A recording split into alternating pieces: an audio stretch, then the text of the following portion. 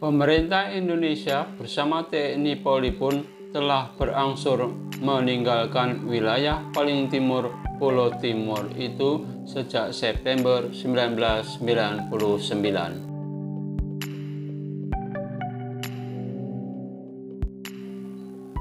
Meski usia hampir menyentuh 2 dekade, rupanya Timor Leste masih belum juga beranjak menjadi sejahtera.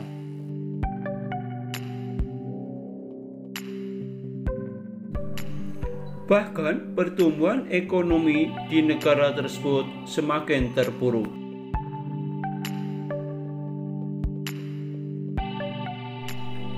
Berbagai ancaman dari pengangguran hingga kekurangan pangan selalu menghantui negara tersebut.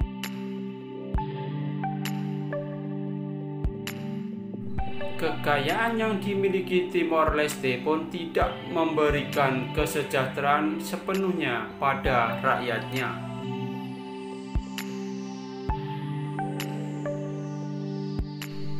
Oleh lembaga-lembaga internasional, Timor Leste masuk ke dalam kategori negara termiskin di dunia.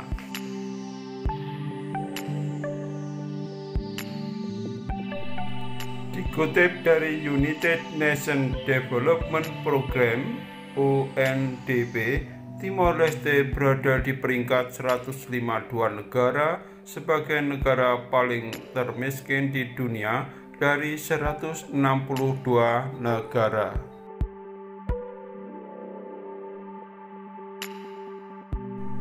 Sementara Nusa Tenggara Timur yang merupakan bagian dari NKRI dan berbatasan langsung dengan Timor Leste pun terus menunjukkan hasil sebaliknya.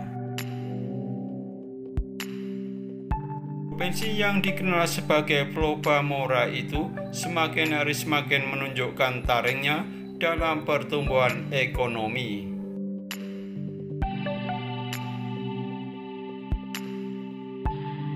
Negara dengan nama resmi Republika Demokratika de Timor Leste ini, PDB per kapitanya diprediksi akan mencapai $2.356 AS atau sekitar 34,23 juta rupiah untuk kurs Rp14.532 pada Desember 2020.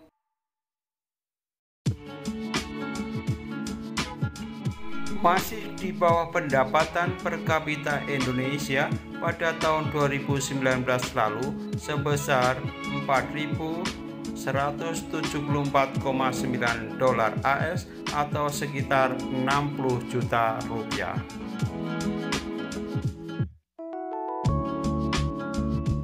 Sejumlah sektor ekonomi Timor Leste sebenarnya masih sangat tergantung pada Indonesia dan Australia, terutama dalam barang-barang impor.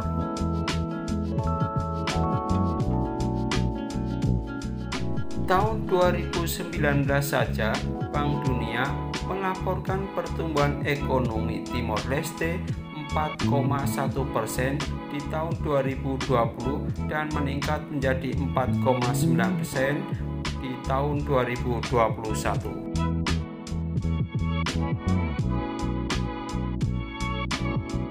Menurut Bank Dunia, pertumbuhan investasi swasta di Timor Leste masih saja rendah dari tahun ke tahun pasca merdeka.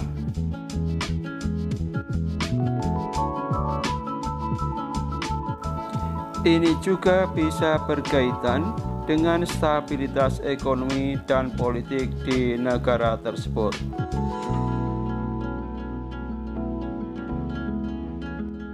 Di sisi lain, konsumsi rumah tangga terus mengalami peningkatan.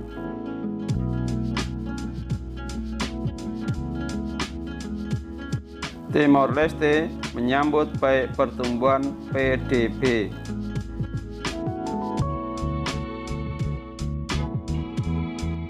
Tetapi reformasi masih jadi kunci untuk mengejar potensi investasi dari sektor swasta sesuai dengan target pemerintah yang menetapkan pertumbuhan ekonomi di atas 7% dan penciptaan setidaknya 600.000 lapangan kerja baru per tahun, jelas Pedro Martínez, ekonom senior Bank Dunia untuk Timor Leste.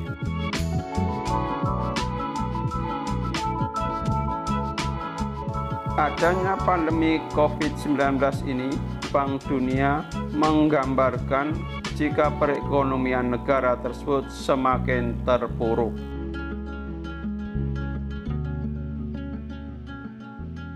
Pemerintah Timor Leste sudah mencairkan dana sebesar 250 juta dari Petroleum Fund, di mana 60%-nya digunakan untuk penanganan COVID-19.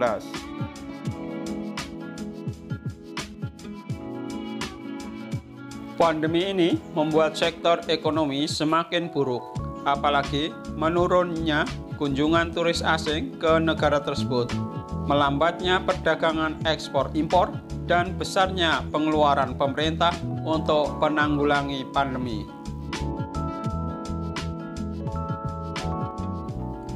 Ini perekonomian NTT sekarang. Pada tahun 2019 saja, pertumbuhan ekonomi NTT telah mencapai 5,20% YoY, lebih tinggi dari 2018 yang hanya 5,13 YoY, dan pertumbuhan ekonomi nasional tahun 2019 yang sebesar 5,02 YoY. Data tersebut dikutip dari b.co.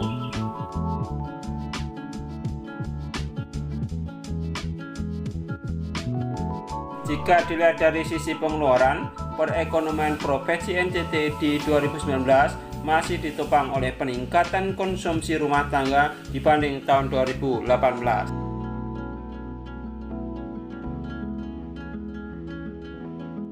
Masyarakat yang masih menjaga daya beli serta didukung rendahnya inflasi dan perluasan penyaluran bantuan sosial non-tunai pemerintah.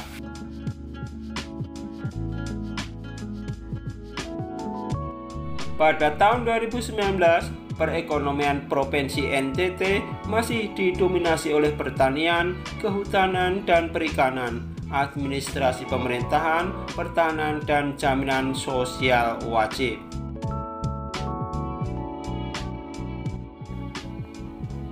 Bahkan, perdagangan besar dan eceran, reparasi mobil dan sepeda motor, serta konstruksi. Demikian yang disampaikan pemirsa kreator, semoga dapat berkenan di hati Anda sekalian. Sampai jumpa di tayangan video-video berikutnya. Terima kasih.